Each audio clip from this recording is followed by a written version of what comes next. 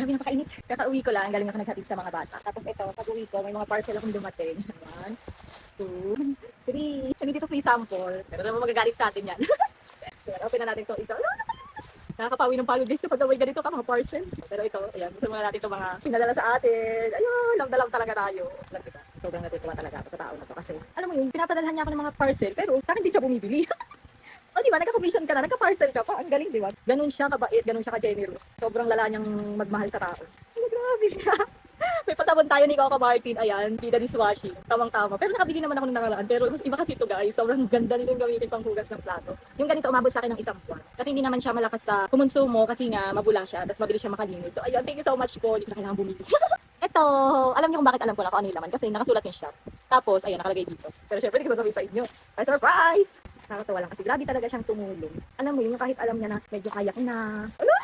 Grabe! Alam niyo ba, mas malala pa doon sa free sample kasi yung binili niya, tingnan niyo, 3 piraso. Nung nagka-free sample ako, 1 piraso lang. Pero ito, binili niya para sa akin. Sa showcase ko, doon siya sa showcase. Bah! Doon siya sa showcase ko bumili. Tapos ayun, 3 agad-agad, babe. Dinaig niya yung free sample ko na 1 piraso. Ayan. Sobrang ganda talaga pang linis nito. Ayan. All-purpose cleaner na kasi siya. Tapos, super bango talaga. Legit nakakalinis siya. Kinikilig ako. Grabe, naubos na yung ganito namin. Tapos alam niyo ba, bet na bet talaga to ng Papa J. Kaso, nung naubusan kami, hindi naman ako naka-order agad-agad. Kasi, medyo pricey nga siya. Hindi pa siya ganun sa budget ko. Dito free sample. Bigay ng napaka-generous kong silent follower dyan. Ayan. 3 agad-agad, di ba? Talaga maglilinis araw-araw, minuto. Mayroon pang isa. Hello! Alam niyo, sa totoo lang, mahihiya na ako kasi alam mo yung feeling ko, yung totoo naman na dati pinapadalhan ako ng groceries. Tapos ito, ngayon, mga gamit, damit, alam mo yung literal na pinakain ka na, pinihisan ka ba, ganun ang atake niya, babe. Pero kahit ganun, walang sumbat na narinig sa kanya.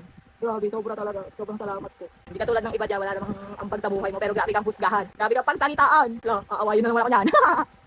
Please. So ito, kita nyo, damit na naman siya.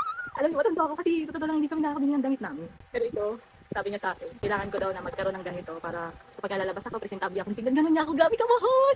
Iniisip niya ako kung paano ako titignan ng mga tao, ganun. Alam mo yun. So ito na nga, kapag tayo kaiyakan dito. Ang ganda ng fitting nito sa akin, perfect na perfect.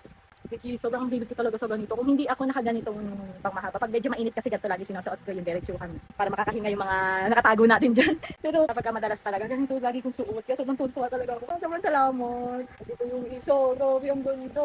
Sobrang ganda na. Hindi ko siya masusukat kasi galing ako sa labas, medyo pawis-pawis ang atake ko. Siyempre, hahawa yung amoy ko dito sa damit. Ang ganda. Thank you so much po. Thank you so much po.